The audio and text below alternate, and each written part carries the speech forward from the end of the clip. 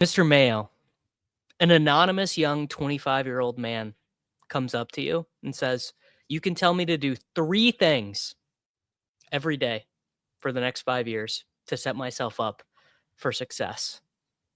And a similar amount of success to you if you'd like to go there. Pat, I don't know if you define yourself as successful. I would.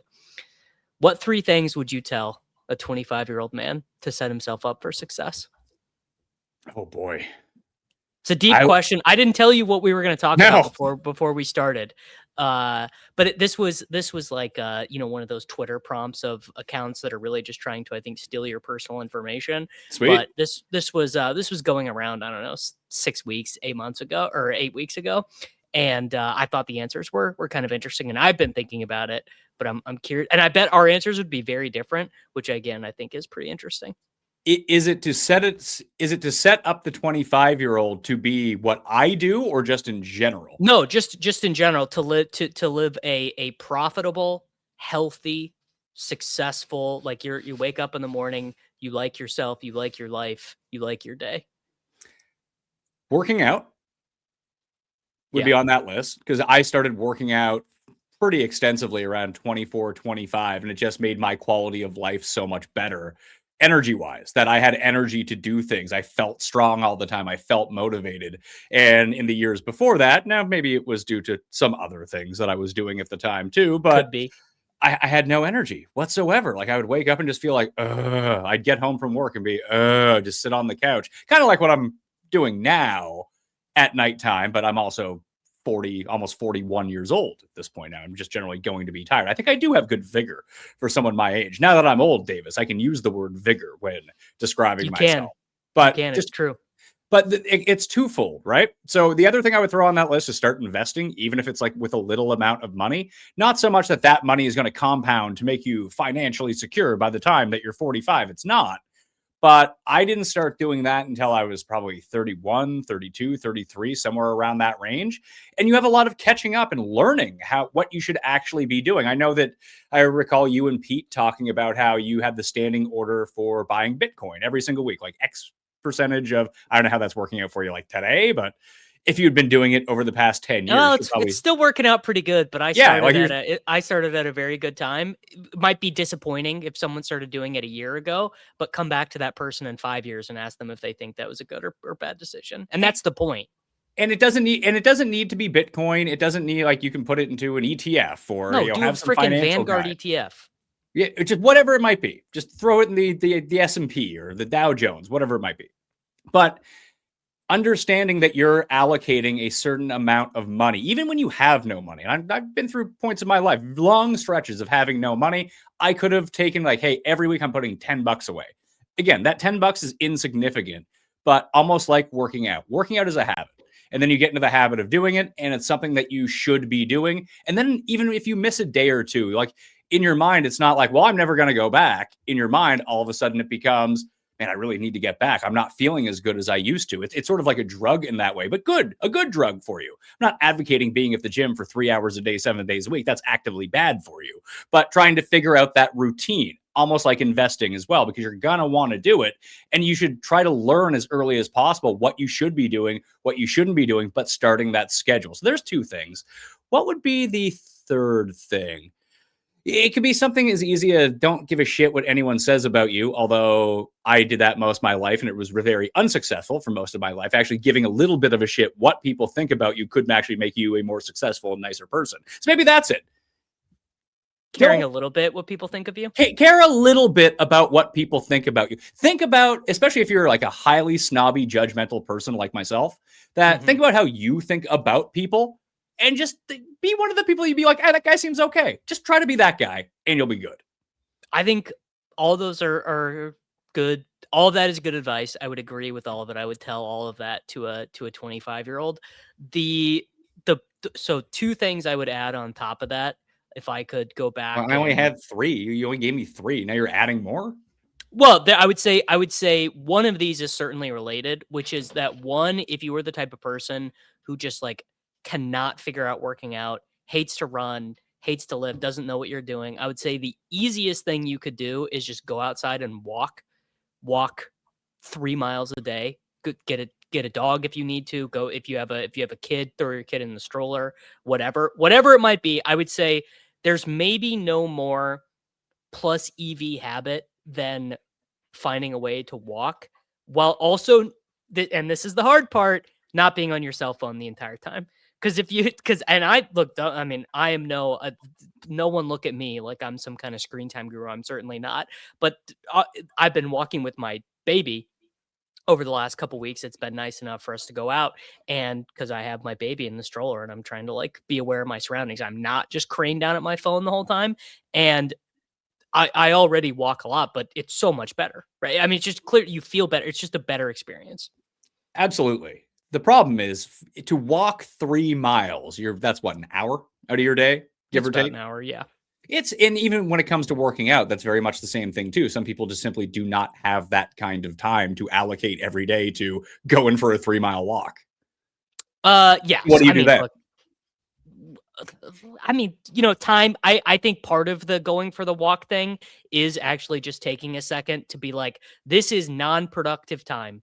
I'm allowing myself to have non-productive time in my day. I am escaping the tentacles of feeling like everything I have to do has to be working towards a further goal. And I am just going and doing something that is just like letting my mind relax and not be chopping into a larger goal. I think that's part of it. I mean, you can get the same result. You could meditate, you could do whatever, but I would say going for a walk I mean, do 20 minutes, go outside, leave your phone inside, go walk around your neighborhood for 20 minutes. I mean, not everyone lives in a walkable neighborhood. I mean, that's a plus EV thing. I would say is if you can live in a walkable neighborhood. I live in a walkable neighborhood and I really don't want to move. Like I would hate even to generate more space to be in a nicer house. I would hate to no longer live in a walkable neighborhood, I think. Are you in a subdivision or are you in the middle of the city? I would be like in between the two of those things. Like I don't live in like the city, but I live in like I can walk to a grocery store. I can walk to go get a cup of coffee. Okay. But I'm not like in the city. So I can walk from where I'm at to go to the grocery store as well, but I have to walk down a big hill 15 to 20 minutes. And there's absolutely no way I'm getting groceries and walking back up that hill for 20 minutes. It's just not happening. So actually, just this morning, we were out of milk. I put the baby in the stroller and we took a walk and we walked to the store and we got milk, which is just like, it's just one of those really small things that like, I should not take that for granted because that was not always the case in my life. I lived in a lot of apartments. I lived in cities and that just like was not possible. And I'm sort of the opposite. When we had our first kid, we lived in the middle of the city, and that's exactly what I would do. I'd walk down to the corner with the baby in the stroller, put him on me, do whatever, and go get some milk. It'd be like a 5-minute walk one way, but on like flat ground that makes it a little bit easier. Like trying to lug stuff up like a half-mile hill is just, it's not where you want to be at midday. You get home and you're like, whoa, oh, I'm exhausted now. And one other, if I was to add one to that list, if I could again go back and cultivate this a little bit more to my younger self, it would just be like have a hobby that is not online or on a screen. If you can, just whatever that might be, just no screens. You're not trying to make money off this hobby. This isn't like collecting sports cards or whatever. Like it's a hobby that is not on the internet and not for profit. Funny you mentioned that. I had this discussion with my wife the other day because now that football was over, I'm in full-time golf mode. But for about 4 or 5 weeks, both were going on concurrently, meaning I was very, very busy throughout the course of the week doing full-time football, full-time golf. And when one of those things gets taken away, you're left with far more time than you're used to. And I looked at her, I was like, I have no hobbies that aren't my job anymore. The only hobby I have that isn't my job is playing golf during the summertime. Unfortunately, where I live at the moment, not a lot of availability to go hit the links. So I need to start developing a hobby. And I don't want it to be going to the gym. I go to the gym anyway. That's baked into a part of my day. I consider that, although it's not really a part of my job, it is a part of my job to look non-sloppy on camera is a part of my job. I've always felt that way about being a broadcaster. Some people don't believe in that. I believe in that. And I think that, it gives you that energy that I talked about. It makes you look better. You feel better in front of a camera. You're going to perform better in front of a camera. At least for me. That's very personal to me. But what are hobbies I can have? I started reading. I've read 3 books in January. I hadn't read a book in 8 years. I mean, that reading that is what I consider to be, I mean, if we're going to be really honest about it, that's what I consider to be like the correct hobby. Like if someone were to ask me like, what would be the hobby you should pick up? What would I consider to be like good for your brain, good for you, good for your ethics, good for your morals, good for your character, whatever, I would say reading. But there are plenty of other things you can do that are not reading and not for profit. I mean, I would assume a lot of them would be good for moving your body. You could be I mean, if you could play, I don't like this, but you could do pickleball. You could do tennis, you could play pickup basketball. But I can't though. That's the issue. Yeah. Like these things are not available to me, especially being in the wintertime. I'd have to find a rec league to go join. But I have 2 kids. My wife and I are having another kid in about 3 weeks. I mean, most of my night times now are bringing them to gymnastics, basketball, indoor soccer. It's me going to things with them. I don't have time to go play pickup basketball. By the time 10 p.m. comes around, I'm in bed. I'm not going. I mean, I would say obviously the math on this changes when you have children, and the math on it changes even more when you have multiple children. Like, and I'm experiencing this hardcore. For Yeah, the first all the time shit you in used my to life. talk, by the way, about, oh, you can go do this, you can go do this. How are you doing stuff these days? I still work out every day. I Okay. still read every day. I still walk every day. I'm just integrating the kid into that. I would say, actually, you want to know the thing that has been chopped out has been going to the range, where it was yesterday in the Midwest. It was really nice. The sun was out. The sun was shining. So the way my wife and I are delegating it right now is I'm with the kid in the morning from like 6 a.m. to like noon, because she goes to work and then she comes home and then we swap off. She takes the kid and I go down, and because I don't need to work an 8-hour work day most of the time. And I got done at like 5 or 6. It's like, well, I could go hit some balls, but like I'm cooked, man. I'm not gonna go do that. Well, and you don't have a dog, so that, I guess, yeah, you could maybe kind of include that. Like I take my dog running, I take my dog to the dog park, we go on hikes. Like that's one of the things. You don't need to have a dog though.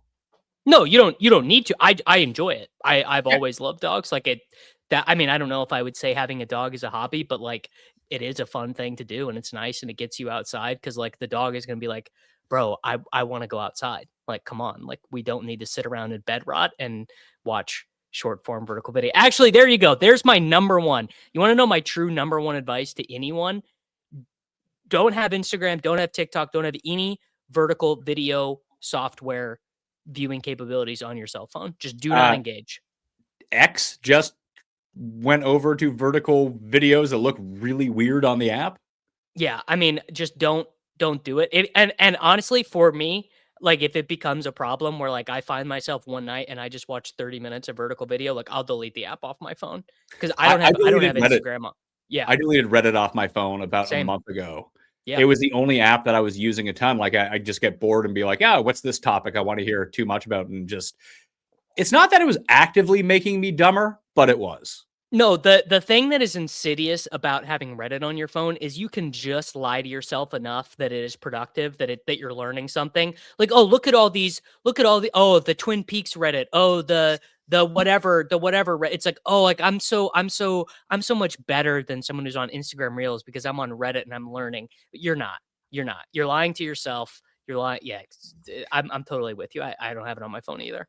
Instagram's a good app for me, though. I feel like I have the best case usage of Instagram. It's sharing awful memes with my awful friends, like once every 5 days. Like I log back in, it's like, oh, perfect. Like, look at this nonsense. I hope no one ever sees this. This is hilarious. And 2, I get all of my workout vids from Instagram because shockingly enough, once again, I have developed tennis elbow from going to the simulator far too often.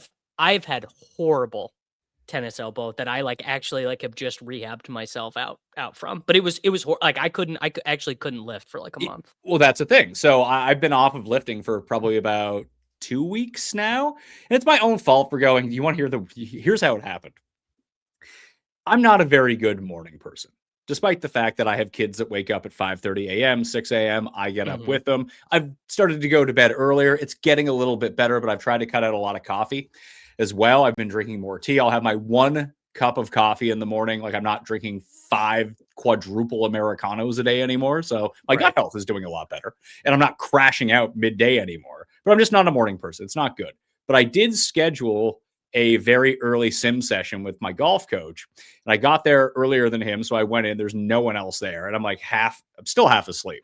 It was before the kids were going to wake up. And I started warming up and I probably chunked like 8 in a row and my wrist started to hurt. And you know what happens when you chunk you chunk a shot, like hit it really fat at a simulator, like you're hitting into concrete. You're hitting essentially. And I just kept doing this. And it really hurts. I just kept doing it repeatedly. And I'm like, it was just so early, like I can't swing. I thought I had a 7-iron in my hands, and I was so out of it, I had a 4-iron in my hands. So the club is like that much longer. So I just started beating it into the ground. And since that day, like my elbow is absolutely cooked. My forearm's cooked. My wrist actually isn't all that bad, but I just know from last time, like I know how to get over this. I know how to rehab it. And the thing that I didn't do enough last time was give it the proper rest. I went back and like started to try to do bench press 4 days later or arm curls. Like you just can't do it. If you want to get better, you have to bite the bullet. I was able to bench through the pain, but I had to give up curls entirely. I haven't done a bicep curl in weeks. I've given up anything lifting, especially with my left arm. Like I'm just making sure that nothing weighty gets onto. I'm doing the bar to like strengthen that way, wrist flexion that way, like stretching this way, and like little weights going up and down, all the things that you're supposed to do, but the soup cans. Yeah, the soup cans this way and then this way to make sure that everything's going to be okay. 5-pound weight, rotate left, rotate right. Yeah. Absolutely. Like I haven't touched a weight that's over 10 pounds. I'm like, well, I'm going to lose muscle like this, but let me try to figure out a way that I can still work out every single day because I can't even do push-ups right now. So like I'm losing strength that way. So I can still do leg workouts. I can still do core workouts. So I've started to do like more calisthenics. And I found that Instagram videos are very good for that. Like here is a 10-pound kettlebell that you can use to do these different calisthenics, be it core, be it like some mixed cardio, HIIT cardio, without like having to really put any pressure on my left elbow or my left forearm. And I've been kind of enjoying that. And Instagram videos are very good for that specifically for me. I don't watch them outside of that. For me, I mean, I agree with you. The trade-off for me is just not worth it. Like you probably not. This is a very insidious reference, but have you ever read any Kurt Vonnegut novels? No, absolutely not, Davis. All right. Well, I was too busy having sex with women. So in his novel, Cat's Cradle, there is this, I mean, basically it's like a device. It's called Ice 9. And I mean, honestly, it's kind of Star Trek, and you like Star Trek, you'd be into this, but basically like when it gets on something, it takes over the entire surface and atmosphere. Anything comes in contact turns into ice and freezes and melts and goes away forever. For me, vertical video is like that. It's like if it gets its hooks in me, all of a sudden I'm just like a mindless stupor bot, just scrolling and scrolling and scrolling. Because I mean, if you think about it, I saw this the other day. There's like, you are basically David versus Goliath every time you pick up your phone. There's been $1 trillion spent from the smartest people on earth at every company on earth to try and keep you as locked into that phone and consuming as possible. And every time you set your phone down and you're not looking at it and you're doing something else, you are beating, the smartest people on earth who are trying to keep you locked in to that machine.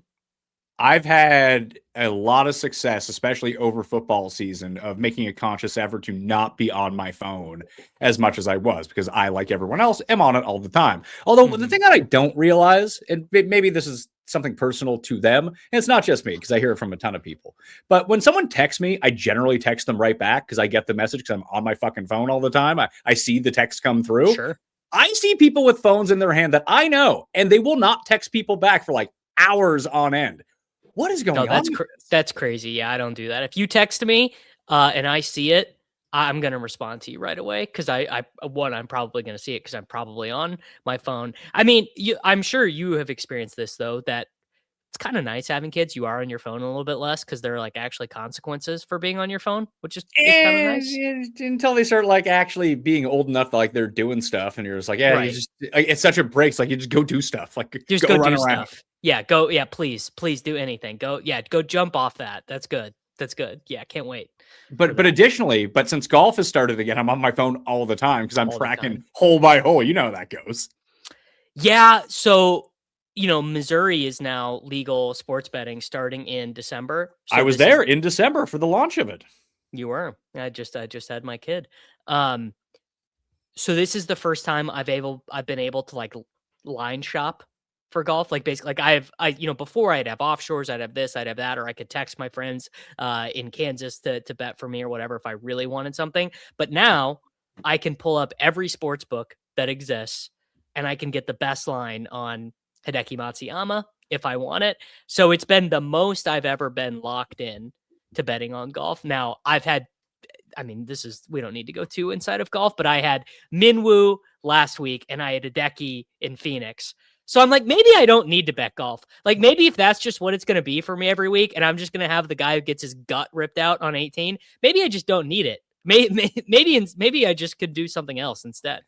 Oh, I've had the second place finisher in 4 of 5 events with no winners so far this year. So I've started to bet the top 3 each way bets on Bet365. So I still will make a significant amount of money now if they do come in second. So now I'll just keep betting guys that come in fourth or something. So that's how golf betting works. I caught your show with Nerdy the other day talking about golf. It's hilarious that like you don't even have like the basic facts about golf down yet. No. You're talking about a cut line, you get the cut line wrong. Like, it was awesome. Well, there is a little mini cut. There is, but you did not have it correct. Well, whatever. I mean, immaterial. Well, I feel like that's pertinent information. It's all caught in the programming. That's not up to me. Whatever exists in the code, that is not up to me. Trust me. No one at runthesims.com wants me touching any code anywhere. I can but you're not doing that. You're doing the content about it. At least if you're doing the content, get the fucking cut line right. What is the cut? Is it like 6 dudes? No, it's top 50 in ties. You said it was top 52, which is not a cut anywhere in the world. I'm sure there's no way I said top 52.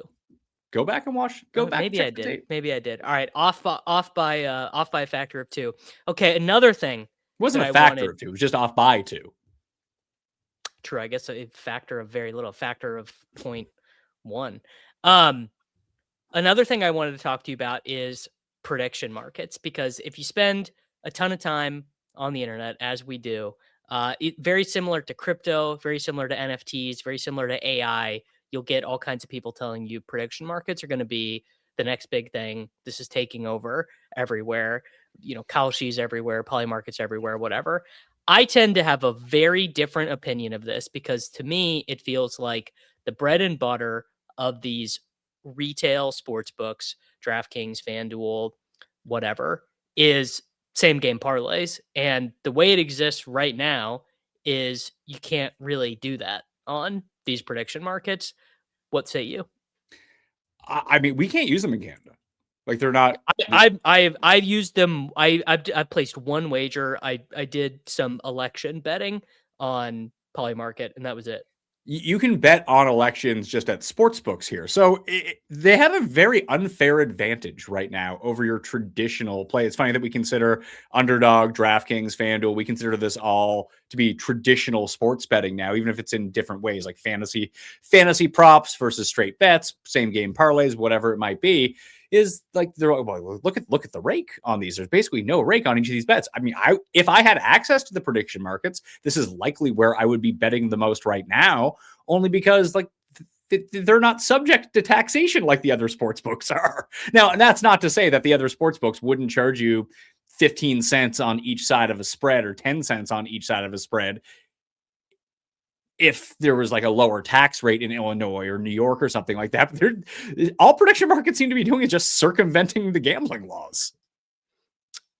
Yeah, I mean that's like what they exist to do. It's very clearly what it is. Now, they're not going to get punished for it though. Well, they're not going to get punished during this presidential term. Next presidential term, maybe. There's so, you know what? I mean, first off, crime is clearly legal now, so like I don't blame anyone for trying a crime, financial crime. Uh, but I think you're going to run into a thing where next president, whoever that may be, um, there's going to be so much shit to deal with. How high up can Kalshi and Polymarket possibly be? I don't know, because if I was the traditional sports book, like this is why I paid the lobby. So they got screwed in, what was it, 2014, 2016? When did DFS get banned in New York by Schneiderman? 2016, I think, maybe a little bit before that. Yeah, it was like March of that year, whenever that was. That's when DK and FanDuel just lobbied up. Like they just hired a bunch of lobbyists that if I was a lobbyist for these places, I would be fucking furious that I had to go through state level registration and negotiate all these different tax rates and spend all my money. And these guys come and be like, it's not gambling, it's trading. So I think what will ultimately happen, though, is very similar to what happened with pick'em games, where the big operators will just co-opt. You know, DraftKings launched Pick Six as a competitor for Underdog, and I believe there's a DraftKings Predict something, and there is, Underdog, and there's the underdog prediction market as well. But obviously, that's not. They run the risk that when you think about these companies, that's not what you think that they do, and that's an inherent disadvantage in this market right now. Sure. I would say if I was a betting man, if I could purchase a contract on Polymarket or wherever to do this, I would be on the side of it not ever being banned. And like many other, you know, this is a classic thing, actually. If you look all throughout the United States of America's history of businesses, a lot of our biggest businesses started in a very gray area and then got too big too quickly to be outright banned. And then you got all kinds of like special wedged in protections and things like that. Oh, prediction markets really are no different than Uber and Lyft or Airbnb and Vrbo and all of these different disruptive type of apps that have come along that have recalculated an entire industry.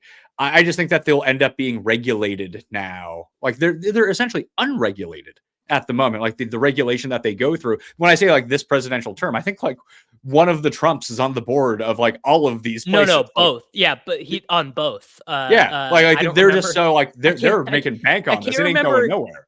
I can't remember if it's the cokehead kid or the one that because Donald hates one of them, and I do not remember which is which.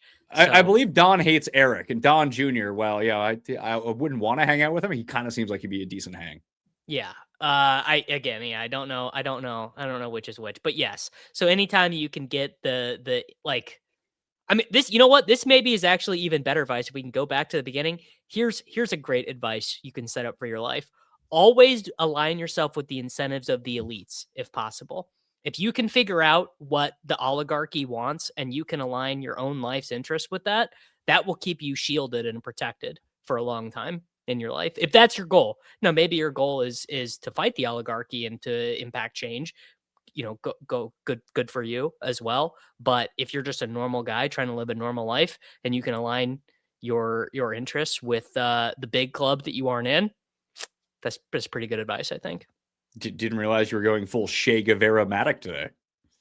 I don't think that's Che Guevara. I wasn't telling you to take down. I wasn't telling you to go, blow up storefronts or whatever. I was saying like if you can figure out what the richest people on earth are gonna like do to manipulate prices of assets and things, like yeah, you should definitely.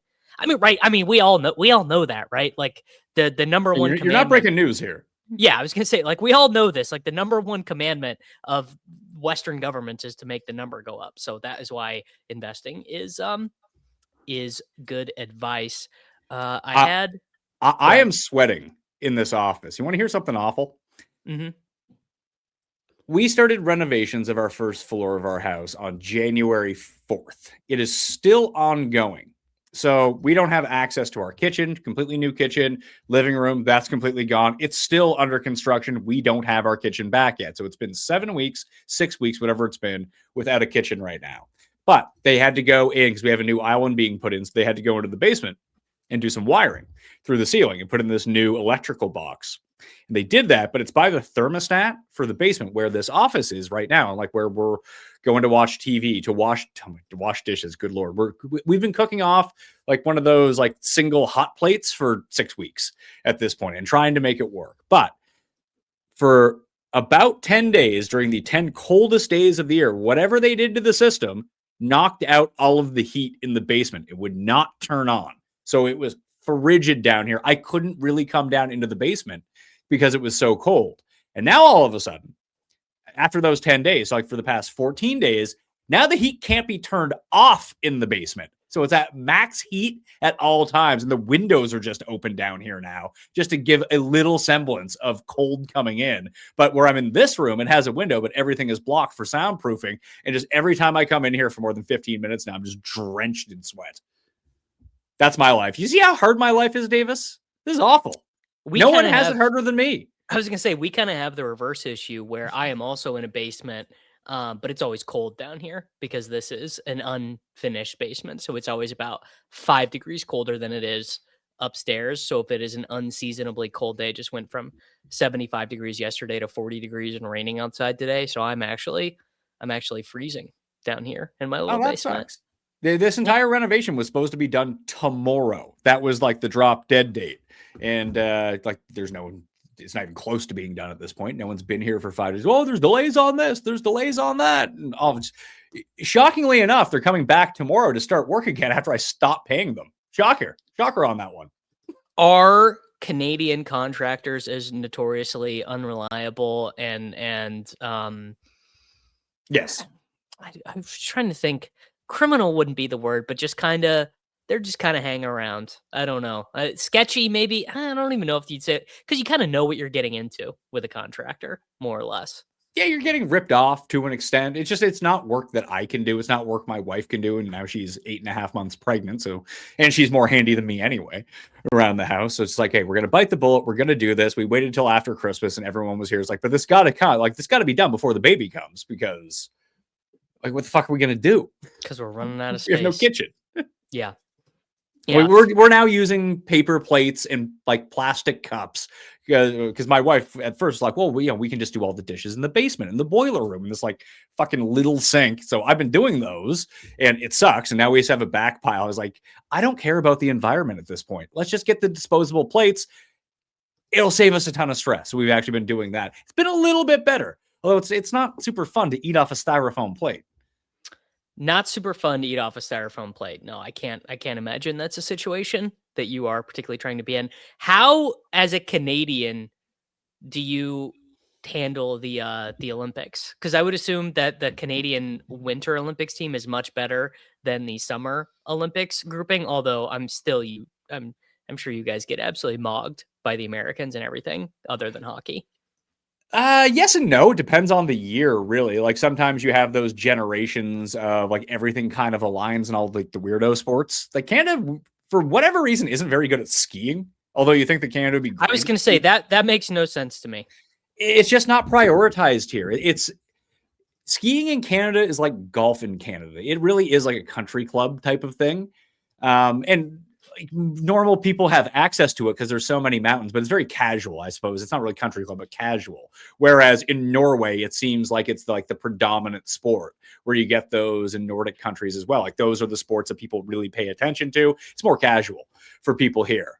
But I always just found that to be really weird with the amount of mountains and the amount of snow, especially in the northern part of the country. But no one, I guess, really lives up there. We do better at like moguls and aerials, and all those people are from Quebec for whatever reason. It doesn't seem like there's any of these tracks or anyone even participates in these sports outside of Quebec.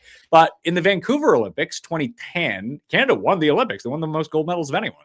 So there was a big push to really fund everything. One of the Nordic countries, and I don't want to say which one it is because I'll get it wrong, but one of those Scandi countries did like a full, like, we are going to start this as our program. We are going to pay kids from a very young age. We're going to build all these resources. I should Google it right now. Well, it's probably Norway because they're winning the Olympics again. I believe it is Norway, where they were like, we don't care if we have this small population, we have all these advantages, but like they're gonna sink a bunch of public money into it, which I mean, it's kind of cool, right? Actually, well, Norway is in a Norway is in a very advantageous position because they do not have a large population, and the government and country itself owns all the oil reserves that are in Norway as well. So they actually have a ton of public money to spend, honestly. Right.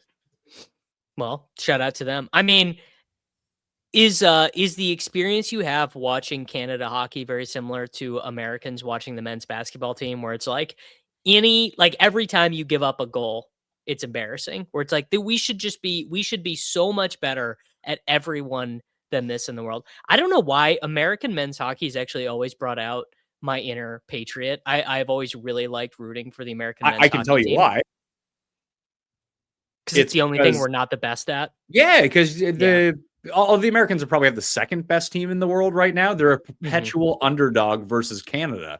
Canada, I mean, it's not so much like basketball for the Americans. The Americans really should be way better than everyone else at basketball. No, 100%. It's like, it is embarrassing that I mean, they were trailing against South Sudan in They lost to Canada in the FIBA bronze medal game.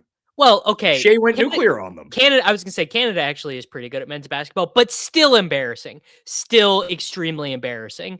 That gap has closed more in the past 20 years, probably than any other sport between the States and the rest of the world in terms of basketball. Canada is the best country at hockey in the world, but Canada isn't way better than everyone at hockey at the same time. Like, there's not a huge gap between, like, I think Canada plays Slovakia in the semifinals. Like, they almost just lost to the Czech Republic. They could lose to Slovakia. They lost to Switzerland in the Olympics before. Like, hockey, unlike basketball, I guess in a one-off, anything can happen. We see that in the tournament every year, but hockey's weird, man. Like, a hot goalie can just beat you. Oh, I mean, and will, right? It would be like all the time. Put it this way. I think the better comparison, it's not basketball because Canadians expect Canada to win, but you know that they're not always just going to win every single gold medal. But it would be like going into the World Baseball Classic and just assuming that the U.S. is going to win because they're the best baseball country. They are the best baseball country, but there's like 6 countries that could win. Right. Yeah. Yeah. Like if the U.S. loses to Japan, it's like, yeah, okay. If they lost to the Dominican Republic, like, would you be super stunned in baseball? And especially in a one-off baseball game, it's like, I mean, these players don't play for these countries anymore, but like, if you got to the gold medal game and you had to play Dominican Republic, and then Pedro threw a one-hitter against the States, like, oh, well, we couldn't win. Right. Yeah. It's sort of like that in hockey. Like, you run into a hot goalie or some sort of system that you don't see, it's 60 minutes. Like, it's just over. That rarely happens in basketball. I mean, speaking of single elimination tournaments that that we actually all have an invested interest in, because Canada and the United States are joint hosting this. Are you excited about the World Cup? Are you going to do any content for the World Cup? Are you going to go to any of the games? No. Where are you at with that? I'll probably do like a preview for the tournament. Like, hey, here's who you should bet on. I'll watch it. I like watching the World Cup. It's fun. There's zero chance I go to any of these games. Why? Just too far away? I don't like soccer very much, so that's one. I guess there would be an event, but the ticket prices are ludicrous. And I already flew up to Toronto to go to game 1 of the World Series. So that was my budget for the next 5 years, blowing it on $6,000 tickets. Well, okay. So this is kind of funny. I live 3 hours away from basically the least desirable stadium to go to in these games. It's the furthest away from everything because they're doing one of the group stages in Kansas City. So I will probably be able to go to one of the games. Like, I will probably actually get to go see Argentina play for not cheap, maybe like $700 to get in, but like $700 to get in compared to like the New York games. The New York games are going to be like $3,000 get in. Where is it's going to be more than that. They were already selling tickets because Italy is playing in Toronto. I think outside of New York, Toronto has the highest Italian population in North America by a pretty large sum. I totally believe. And like tickets for that game are like $10,000 right now. Yeah. And they don't even know if Italy's in yet or not, but people are buying the tickets in anticipation that Italy's going to win that play-in to be in that group that's in Toronto. Yeah, I got some bad news on that one because they do not have a super easy path in. Well, who do they have to play? They have a playoff against, I want to say, Wales. I honestly do not remember exactly who the playoff is against, but it's because, it's basically all the European teams now in soccer are too good that even like the shittiest European qualified team, like North Macedonia, is honestly like a fine soccer team. Like North Macedonia would give the United States a game. We'd be favored, but they'd give us a game. There's a lot of good training programs and Scoogy. I honestly, it to me, what it seems like is some of these nations, like Iceland or whatever, they just for like 10 years, they just build a bunch of youth development places and put a lot of not maybe even relatively not that much money into it, but just some money into it. And then another thing that will happen is you'll get a new like director of football at one of these countries, and they will start finding, the diaspora, basically start hunting down like emigres and where did grandparents move, and oh, did your great granddad live in Northern Ireland at any time? And then, well, I mean, this is a whole other thing, but then it gets super racist where some countries are like, no, we don't want these immigrants from a big one is the UAE, the United Arab Emirates. They basically like import like You say, do you really say Arab, not Arab? Is that how you pronounce it? I think that's just the Midwestern way to say the long, like we do the long A. Interesting.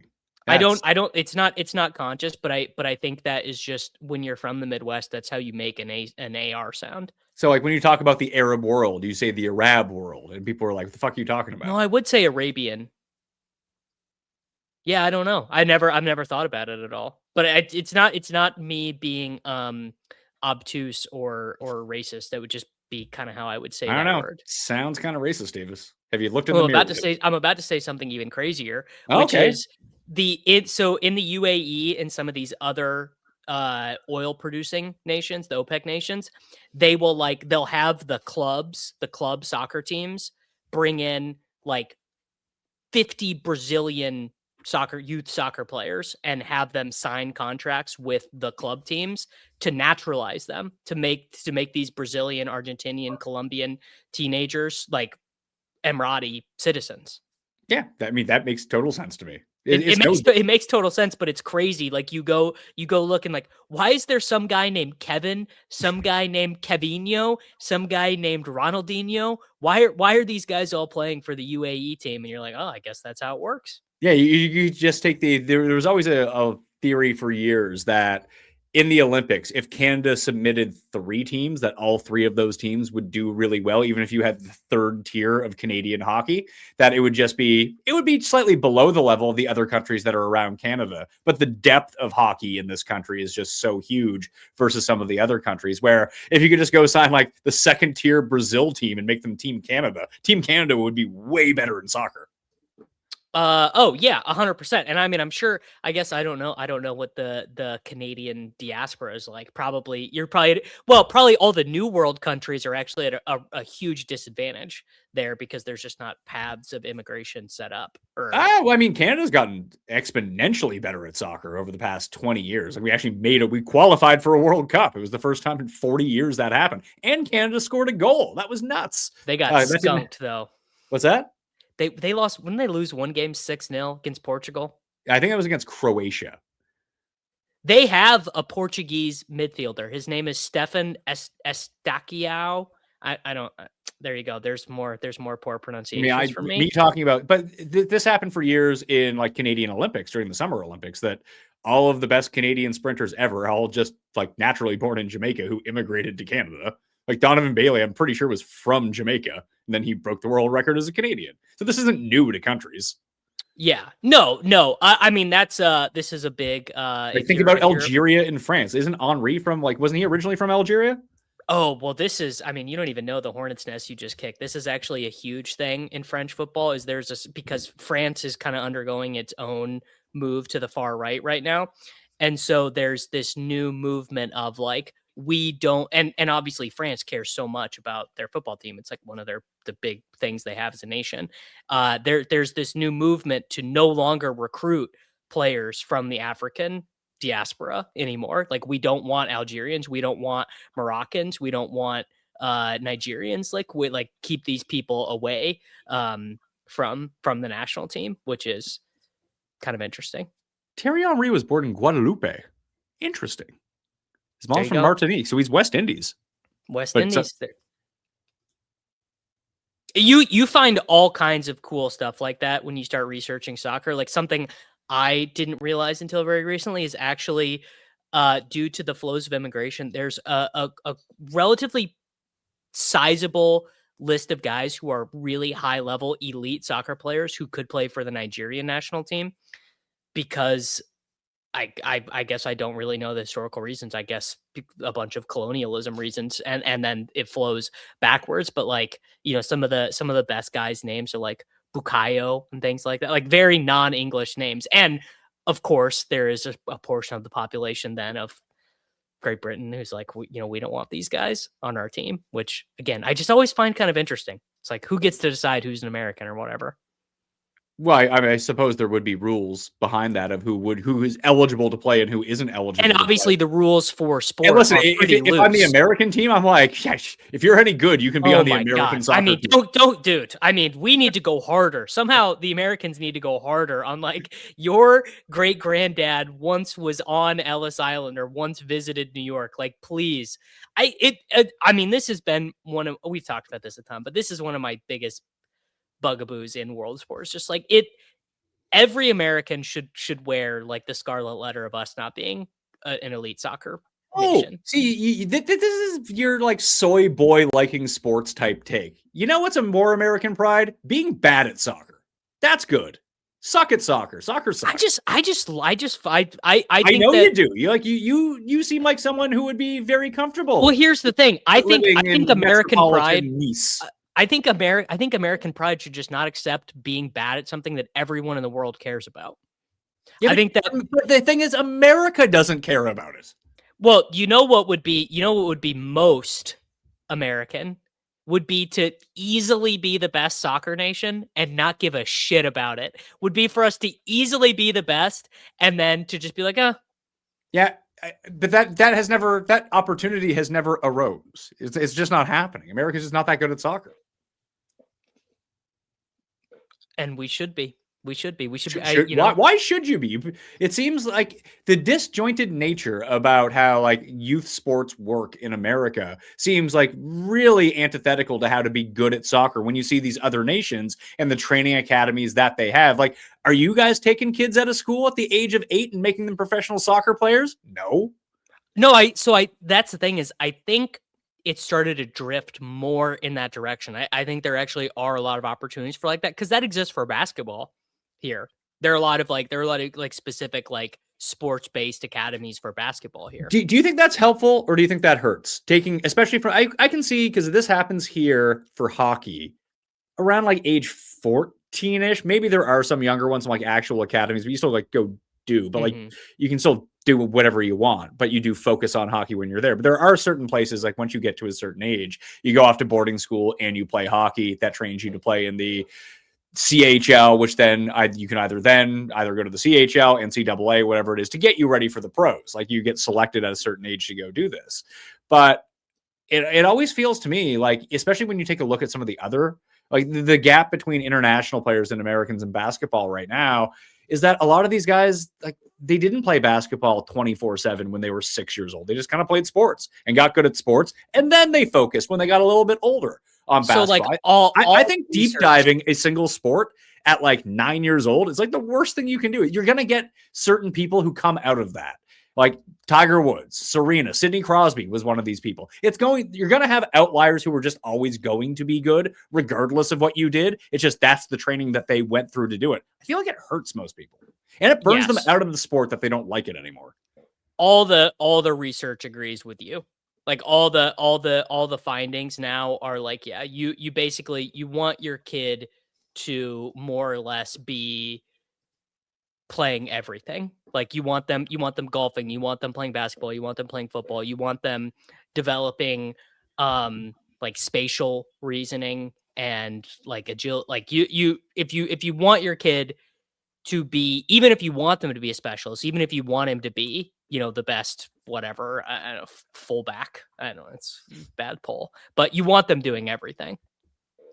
That makes a lot of total sense because you learn different levels, especially if you are such a good athlete that they've identified that you should be doing this one thing. Right. Learning the footwork of other sports, you'd think that would screw you up for your sport, but it might just make you better and more agile and find different ways in order to excel at the sport that you're truly trying to be good at. That it just makes a ton of sense to me.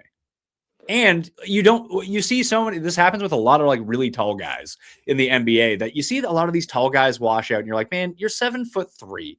You don't really do much. How didn't you do this for 20 years? And the fact is they hate basketball. And the only reason they play basketball is because they're so fucking tall. Like having burnout and hating what you do can contribute to you being kind of shitty at something.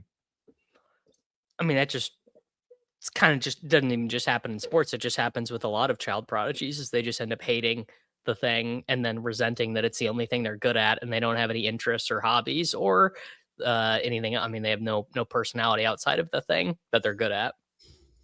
So fill me in. Well, how's dad life going? What's the baby now? 6 months? Three, three 3 months. months. Whoa. It's great, man. Yeah, I don't look having one kid feels pretty optimal. It's like a really nice balance of your life has purpose and meaning, and you also are not just basically like a slave of keeping other human beings alive. Like because he sleeps, he doesn't. There's not another living being that needs your attention to keep it alive 24/7. So it's pretty elite. I can see down the road of like what having a baby and a toddler and a 6-year-old would be like, and just be like, fuck, man, I don't know. It feels insane.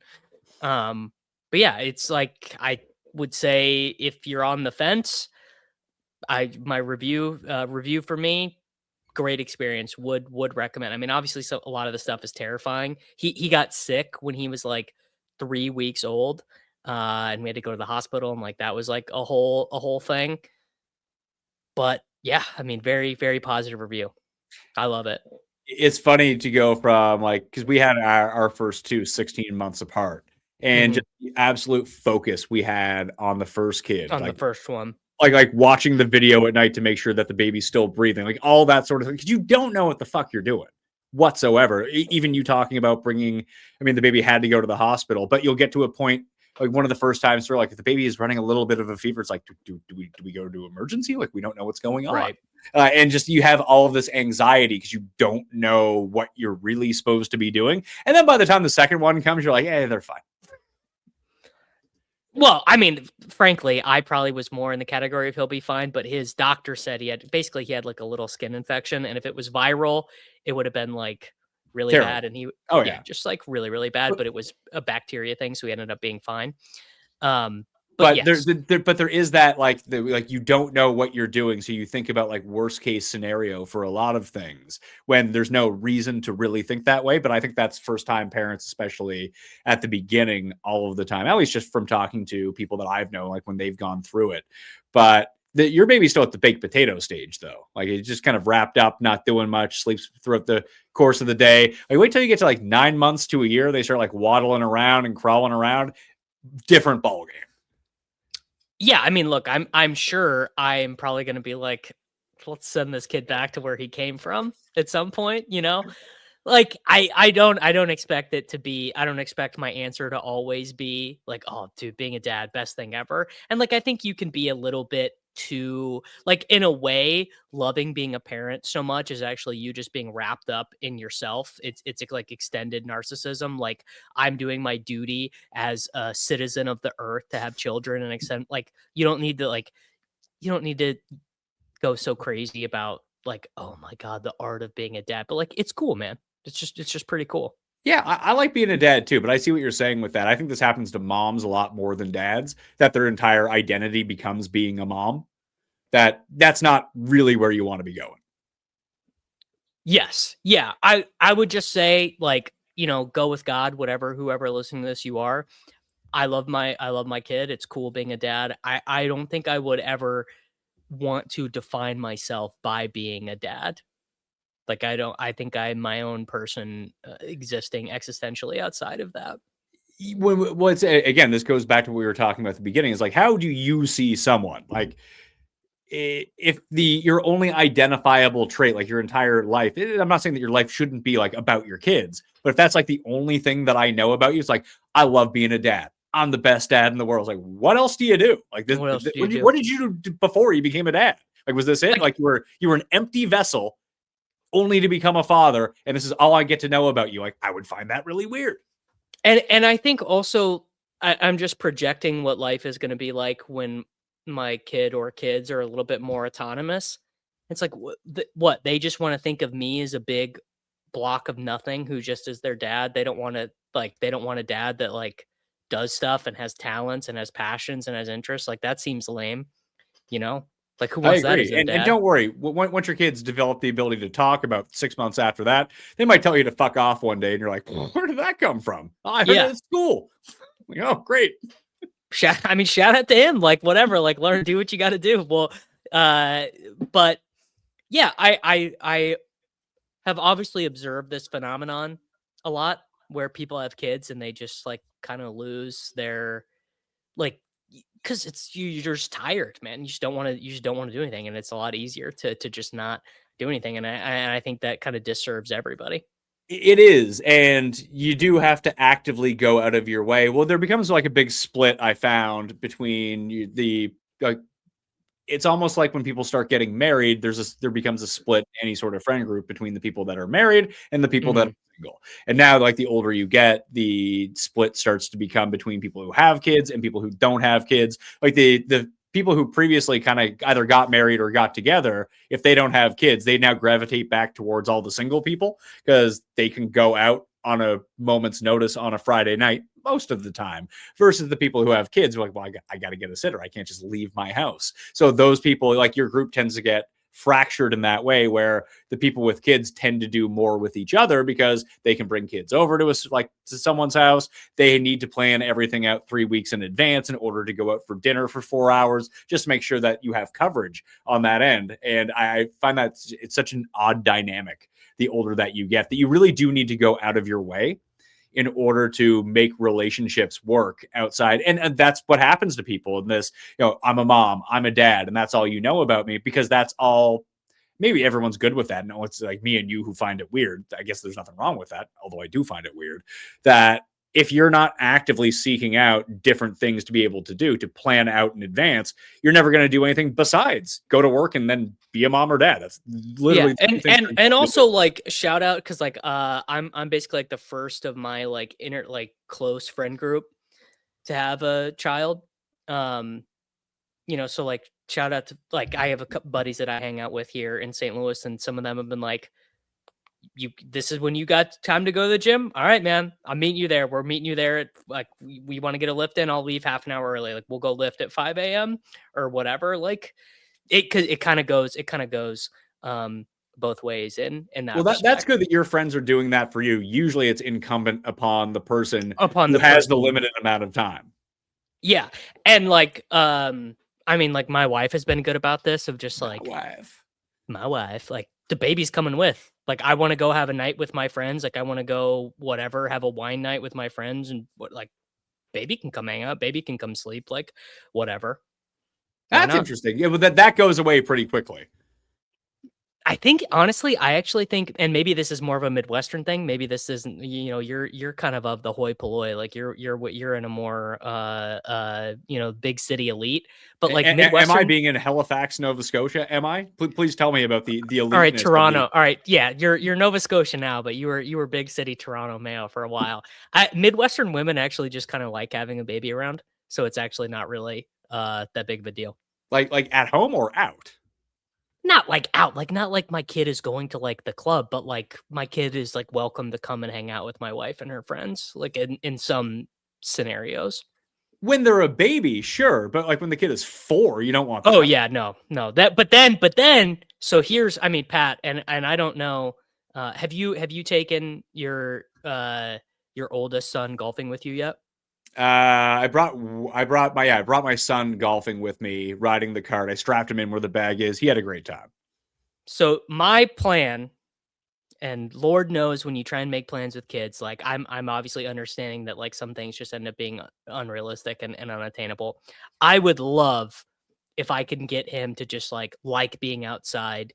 There's a 9-hole golf course very close to our house. And I'm like, dude, it would be amazing if you would just love to come and toddle around with me and we could just go play 9 holes and dick around and get out of your mom's hair. Like that would be, I would love that. And maybe he'll hate it and it'll just never happen. And like, that just is what it is. But I would love if he loved it. My son made it through. He made it through 9 holes, but by hole 5, it was kind of over. Yeah. Yeah. Yeah.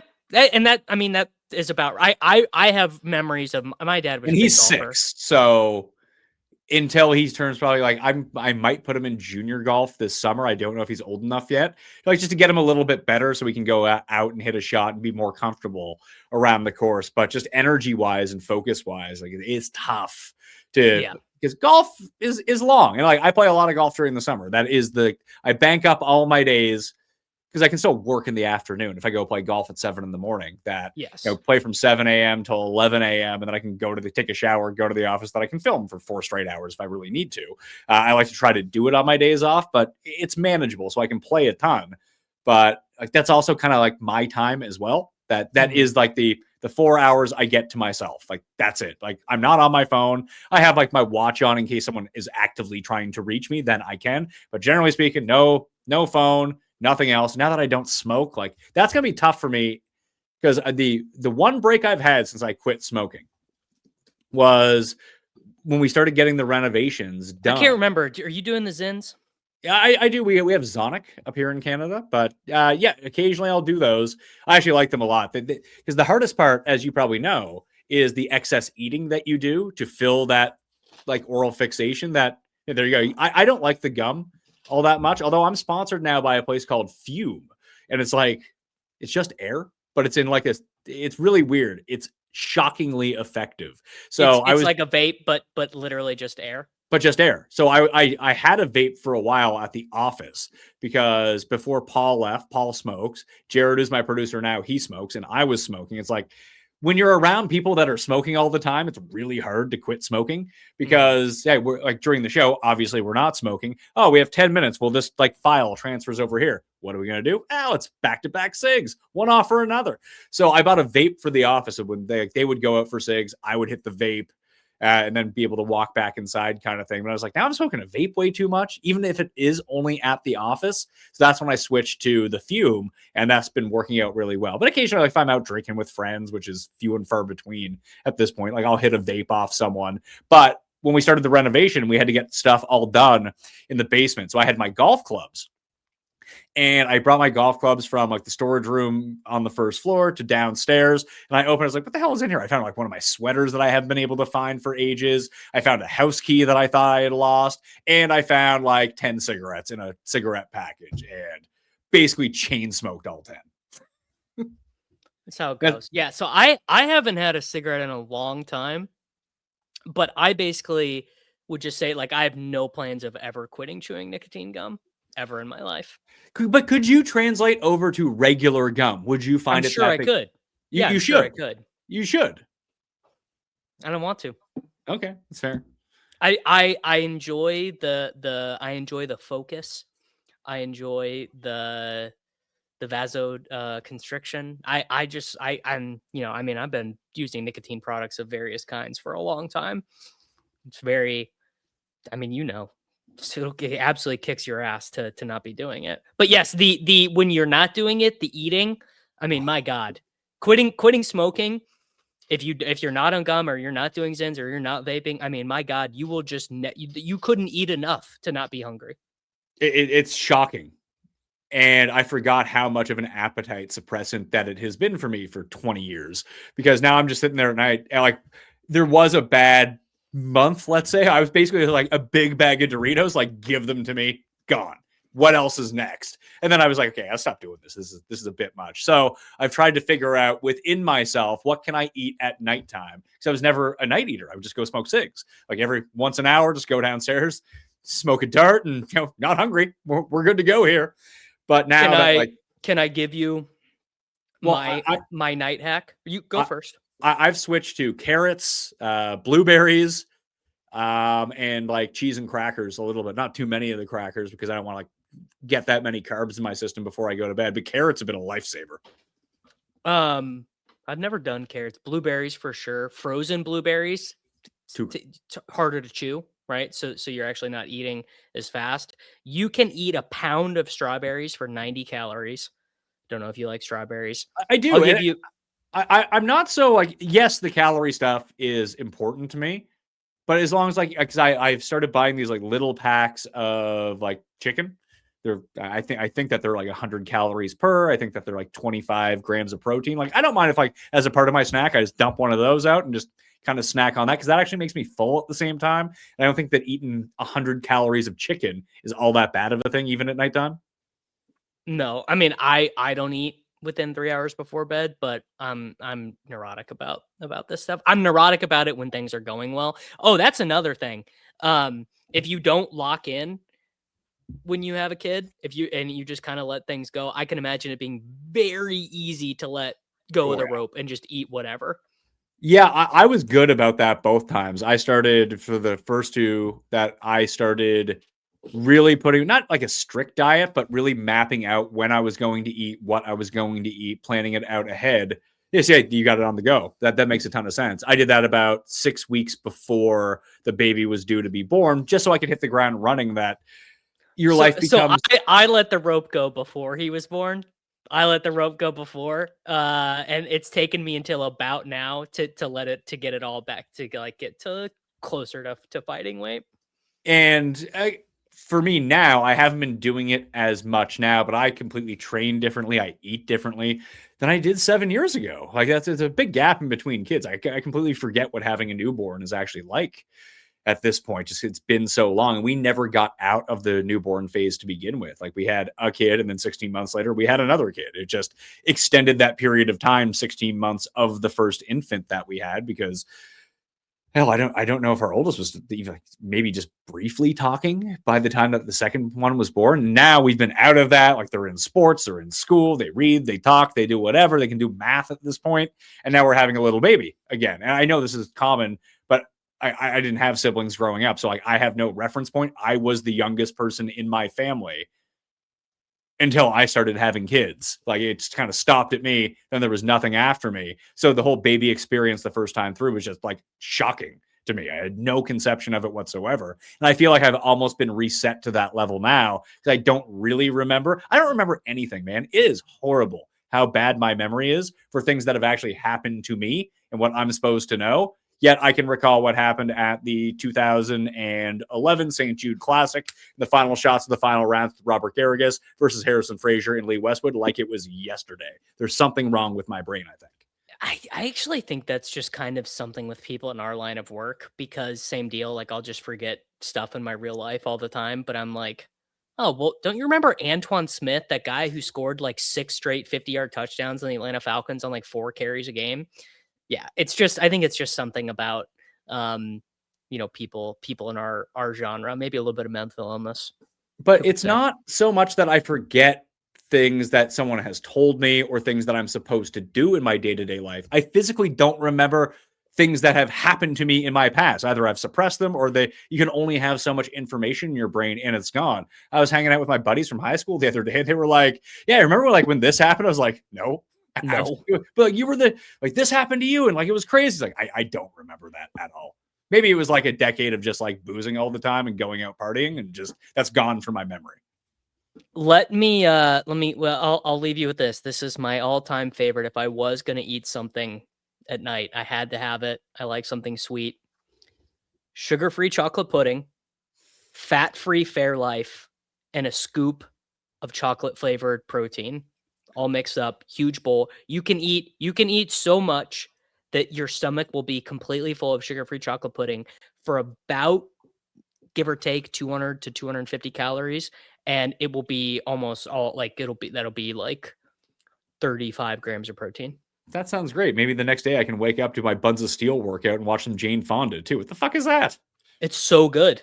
It's so because I don't eat ice cream or anything, and it's I mean it's phenomenal. One thing you need to watch out for. I brought it up to you before. I was talking to Pete about it when we were in Kansas City as well. That when the kids get older and you do, because you might be the type of person like, I would never give my kid McDonald's. Well, you know what? Kids love fucking McDonald's, and it's Oh, easy. kids love McDonald's. And it's easy a lot of the time. You know what they hate doing? finishing all their McDonald's. Then all of a sudden, well, you start gaining weight. You're like, man, there's nothing really different in my diet. It's like, oh yeah, I like dummied half this like medium fries and 3 nuggets because it was just sitting there on the table and it looked delicious. That shit Yeah. sneaks up on you. Yes. Yeah. That much. I mean, every friend I've had who has had kids has warned me of like the leftover chicken nuggets, leftover macaroni and cheese problem. The other part, I mean, the stuff that you're eating at nighttime, I guess my version of that would be I have like Greek yogurt. I take a scoop of protein powder, chuck it in, and that's where I use the blueberries, the strawberries, the Yeah. raspberries, and just Same like same same sort of deal, right? Yeah, and then it fills you up. I like the pudding a little bit better than the Greek yogurt. It's the same though. Like if I mean, just in general, I got to be like really, really hungry to eat after like 5 or 6. After But 5 or 6, wow, I didn't even eat dinner until like 7:30. dude, I wake up at 4:30 in the morning, so I Yeah, go so to do bed I. pretty early. Well, When do you first eat during the day? Because that's something I like. like I know noon. that there are people that like intermittent fasting and stuff like that. I can't do that. Like I get so hungry in the morning. Like I need food to get me going throughout the course of the day. It's not like I have a huge breakfast, but I'll have a slice of sourdough, some fruit, and 3 eggs, and just No, go. I do the intermittent fasting thing when I'm locked in. I don't eat till 11 most of the time.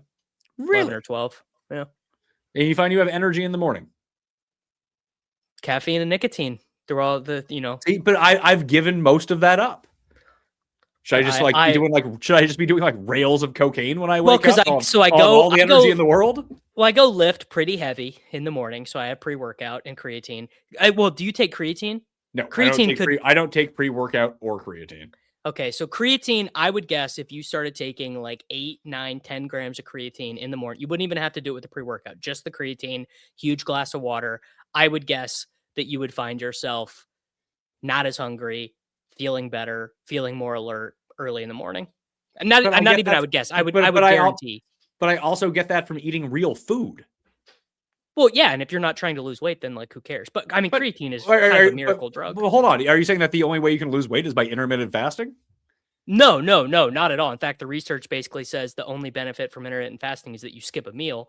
But that I like skipping the meal so that when I first eat, I can have eggs, egg whites, a little bit of meat, a Greek yogurt, an apple. Like I can have like 600 calories, and I can be like stuffed. Like I can be like, wow, like I do not need to eat again until dinner. It's funny. I've tried all of this stuff out over the past 10 years, like Sure. lifting heavy, the intermittent fasting, keto, whatever it might be. And I found that like now, like I'm in a good place. I feel good. I eat pretty healthy most of the time, but I'm not obsessive about it. I haven't tracked a calorie in fucking a year. And I'm like in better shape now than I've ever been because I just eat when I get hungry. Yeah, and like I mean, I would if whatever you're doing is working for you. Like you, I've done everything. I've gotten super fat. I've gotten really lean. I'm like in between right now. But I just like right now, whatever I'm doing is I'm same as you. Like I'm on a very good trend right now. And I actually kind of like the mental acuity of fasting. Some people don't like it. Some people like you just But feel sluggish or tired. but I feel like for me, what it turned into was exactly what we talked about at the top of the show. It's almost like monetizing all of your hobbies or doing this. Like once eating became something I actively had to pay attention to, and it took up like parts of my day to track what I was doing, to make sure I was eating at this time and do that. Like then it just became a hassle again. Like then I didn't want to do it anymore. It's why most days I basically eat the same thing.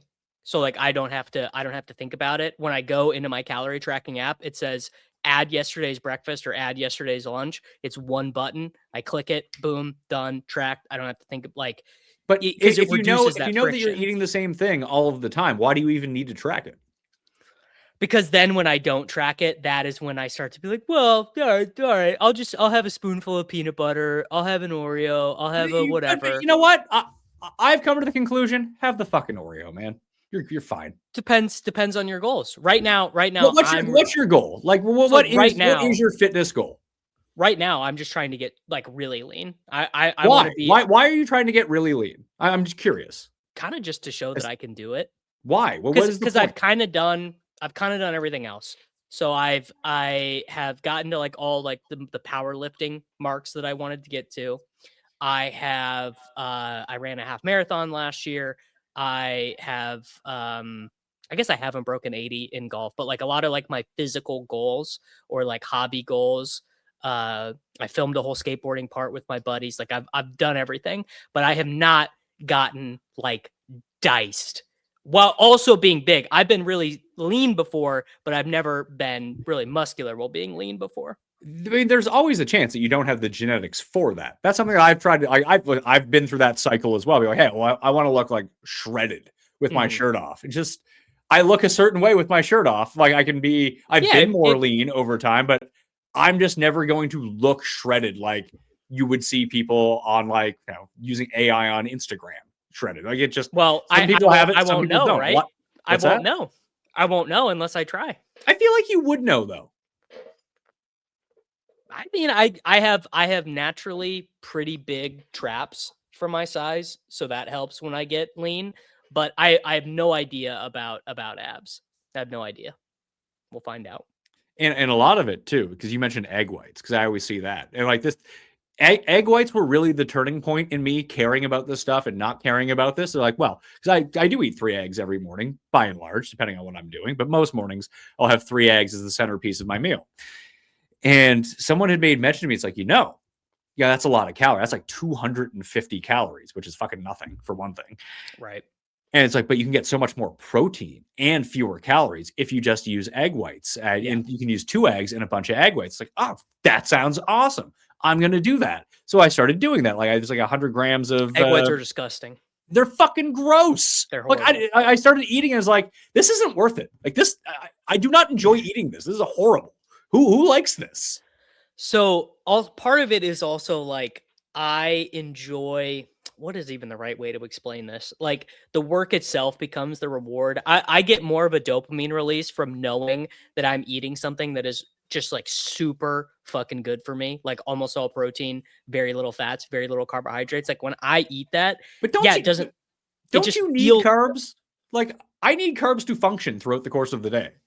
Yeah, I eat carbohydrate. I eat about, I mean, I can look, but I eat, so I eat about 85 to 115 grams of carbohydrates a day, which is a lot.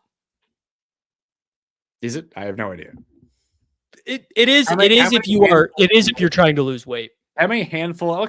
Listen, I'm no stranger to like. We got some like my wife has these like lightly salted Lays around. She just leaves the bag out. Like I'm no stranger to a few hands in there. I'm losing weight. It's fine. Yeah. I mean, like if you're active, you can basically eat whatever you want. Yeah, like a cup of rice is like 50 grams of carbs. Oh, I love a cup of rice. I eat a lot of rice. Big rice. A lot of rice too. I eat a lot of rice too because it is. If you are active, I mean, it's basically sugar to your body. Like it turns into energy immediately. It's very, very easy for your body to process. See, there you go. I just feel like we always kind of make fun of the Manosphere and like the weird incels who get drawn into the hating women aspect of the internet, like the podcast aimed at them. But I do feel like some of these health ones are like, I don't know. There's something insidious about this entire thing. Oh, I completely agree. I've pretty much tuned out of everything, of all the biohacking and everything. I was really interested in it for a while. I'll listen to a Huberman Lab if it's a topic I like or a guest I know of who I think is intelligent, but I'm pretty much out on all. I really, Sam Sulek is the Sam Sulek and Jeff Nippert are the ones that I still watch. They're on YouTube. What do they talk about? Lifting weights and how to do it optimally. And I don't know. That's actually what they talk about the entire time, and you find that interesting? I do, yeah. Because I get, I mean, and I'm sure you relate to this as well, where when I get into something, I get like beyond really into obsessed. It. Yeah, I'm like obsessed. Yeah, I can see that. It just that's not where my area of being interested. Like I like working out. I'll look into how to work out optimally for me. And then I just kind of go with that for a while until I feel like I need to change something up and like, hey, here's a new exercise. Here's a better way to do this exercise. But I really don't need to hear like 2 bros talk about it for fucking 90 minutes. But people are also listening to this for the entire time through too. So sometimes you have no idea what I think you got to just call it a spade. Like there's, just people like what they like. People, I enjoy the parasocial relationship part of it. like, But know, so you like the interaction that happens on this on that show that like no. So they're both like Sam Sulek. I mean, this is really inside baseball, but he's just one guy, and it's literally every day he does a video of him driving to the gym, talking to the camera in his car. He films his lift. wait, he's filming while he's driving? He just has his camera on a tripod in the car. But that seems unsafe. He has not gotten in an accident yet, and it's been going for a while. But you never know. I wouldn't say it's if no one's ever gotten into an accident, of course they're good drivers, right? Like it can only be safe. Whenever something bad doesn't happen, safe is the eventual outcome. I wouldn't do it, but it's just that's his deal. It's always been the deal since like the first video he did. That is a good concept. I will give him that. It's a cool concept. Unique. Yeah, it's a cool concept. And then he drives home from the gym and he's like, yeah, it was a good lift. Gonna go home and eat some protein now. And like, that is what it is. Not for everyone. Yeah, he's insanely popular. Like he's like, I would say he's how that niche would be insanely popular. Listen, I just started a new show today as we're talking, because the show will come out tomorrow on my feed. I got Emerson and Cam. I want you to get on it. I talked to Pete. He's going to be on it. I don't know what the actual concept of the show is, but I'm getting my producer to come up with like 10 stories, and he's just going to tell us the topics, and then we're going to talk about it. And it could be anything. Let me know when you need me. Yeah, like it was not every show is going to be off the rails as the one I did with Emerson and Cam today, but it was pretty off the rails. Quick. I like the concept of like the surprise topic in general. It's cool. But the important part I feel like in constructing that show is finding guests who aren't dry, because that's always the problem that I suffer from content wise during this part of the year, is that most of like during football season, I have a very good mix of like kind of serious to really goofy content. And people like the really goofy content, but they wouldn't want to see really goofy content every single day. There needs to be some sort of mix.